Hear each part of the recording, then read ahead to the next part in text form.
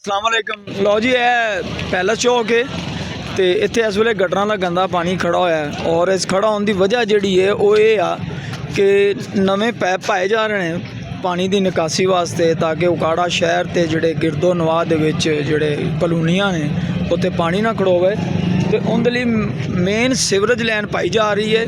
काश इहदे लई मुतबादल इंतजाम कर लिया जाता ताकि थोड़े लोग लंघ रहे हैं। मुकद्दस महीना है, नमाज पढ़नी होंदी है, तरावी पढ़नी होंदी और जो ये लंघते हैं तो उन्होंने कपड़े छिट्टे पैंदे ने तो रमज़ान मुबारक का एहसास कम से कम कर लिया जाए और इसका कोई आर्जी निकासी का अगर बंदोबस्त कर लिया जाता तो ज़्यादा बेहतर सीगा ताकि लोग इस नापाकी तो बच जान। मेरा नहीं ख्याल कि दौरान लंघते हुए बंदा पाक रह जाता होएगा या उनके कपड़े बच जाते होंगे। अगर कोई इट स्लिप कर जाए तो उनके आदमी डिग भी सकता है। तो मेहरबानी ये है जनाब, कोई तनकीद नहीं, इनू कोई अपने ते ना लवे कि जनाब मेरे ते लिया गया, क्योंकि मैनू पता है कि बहुत सारे लोग साड़ी इस गल नू आपदी ज़ात तक लै जाते हैं। सानू ये भी पता है कि पैप डाले जा रहे हैं, बड़ा अच्छा काम है कि छेती काम हो जाए, लेकिन मुतबादल इंतजाम जोड़े ने वो ज़रूरी होंगे ने और उन्होंने करना बहुत ज़रूरी होंदा है। लेकिन साढ़े इत्थे ना छोटे दिल दे लोग बहुत ज़्यादा ने, साड़ी इस गल नू फौरी तौर पर दिल ते लैके ते परेशानी दा आलम विच पता नहीं की अगों दसना शुरू कर देंदे ने।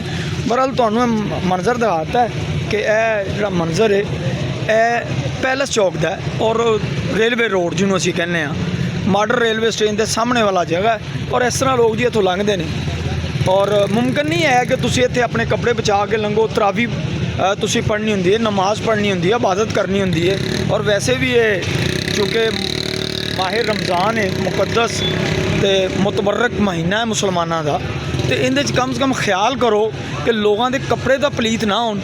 लेकिन यह जिहड़ी जगह है यह मैं तुहानूं दिखा रहा कि इत्थों लोग लंघ रहे हैं और वो देखो वो जिस तरह जा रहे हैं, इहदे मुमकिन नहीं है कि कपड़े जिहड़े ने वो गंदे पानी तो बच सकन। बहरहाल जी अपील है, दरख्वास्त है कि इन्हां मुतबादल इंतज़ाम किया जाए ताकि लोग बआसानी ये तो गुजर सकन और उन्होंने जिहड़े कपड़े ने वो नापाक ना होन। तो रिक्वेस्ट ही है जनाब, क्योंकि सब लोग हो तुसीं जिहड़े भी सुन रहे हो, जिहड़े देख रहे हो, वड्डे आदमी हो जनाब, क्योंकि वो कहते होंदे ना पत्थर ते लकीर या लोहे ते लकीर वो ही तुहाडा हुक्म हुंदा है।